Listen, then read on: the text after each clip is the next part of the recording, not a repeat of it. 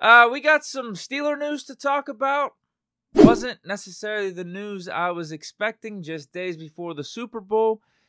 It dates back to the Mitch and Diontae saga. Remember that week 4, there was reports that there was an altercation between the two at halftime, and that was part of why Mitch got benched.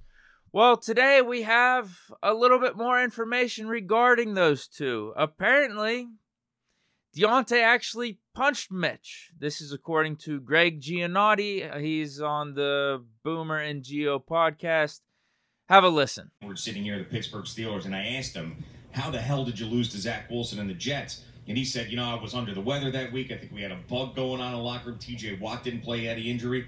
So then I asked my buddy from Pittsburgh, did you hear about that going into that game? The team was sick, and he goes, no, it's not what he was talking about. What he was talking about, the bug in the locker room, was that wide receiver Diontae Johnson punched Mitch Trubisky in the face that week. And that was the bug that was going through the locker room. Diontae saw these rumors on Twitter and vehemently denies the claims. Quote tweets by saying fake news. Also has 2 cap emojis on one of Dov Kleiman's tweets. He ended up deleting it. I'm sure it had something to do with this story. And then also just says, damn shame. But is able to make light of it a little bit because he has a laughing emoji. And honestly, if you listen to the rest of this clip, it just doesn't really seem like Greg Giannotti knows what he's talking about here. Like he got his facts mixed up. Because he's making it seem like this story has been known about for some time. It just, for whatever reason, didn't make national headlines. I think the story he's referring to is the halftime altercation. Again, that happened at halftime of the Jets game, not the week leading up to the game. And also, it involved just an exchanging of words and not punches. Because clearly, if this Diontae punching Mitch thing would have happened, on the heels of the altercation report at halftime coming out, I'm sure there would have been some type of leak or rumor that said, hey, you think that was bad? What about this? Diontae actually punched Mitch heading into this game. And that never occurred. Although Tomlin is good at keeping things like this under wraps. For example, you have AB during Pittsburgh, and then you have AB after Pittsburgh. We saw what has taken place there.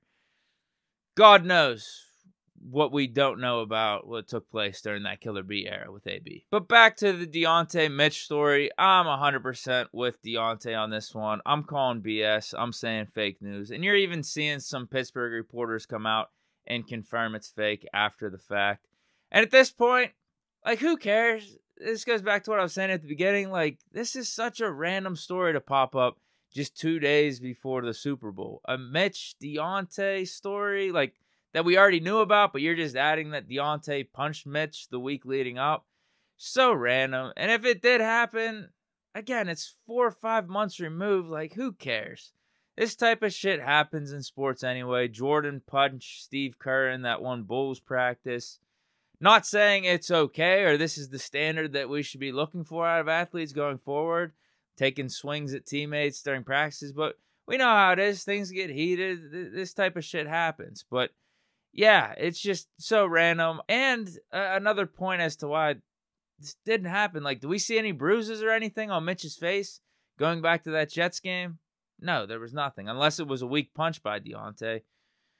No, the story didn't happen. But outside of that, there's really not too much popping off recently in the Steelers world. Obviously, you got the Super Bowl coming up in the next couple of days. That's probably a reason. Maybe there's going to be a move or two that's made in the upcoming weeks after the big game. Who knows what Omar Khan and the Steelers have up their sleeves. So we'll stay tuned for that. The NFL awards were yesterday, but nothing surprising there. I feel like all the awards were chalk as expected. There's been some Pickett buzz. I mean, going back to the NFL awards, he did get some votes for Rookie of the Year. And for whatever reason, finished behind Brock Purdy in the voting, which I find stupid. There's a video that was put out there by Pickett's QB coach showing that Pickett's already getting after it, working in the offseason, getting ready for 2023.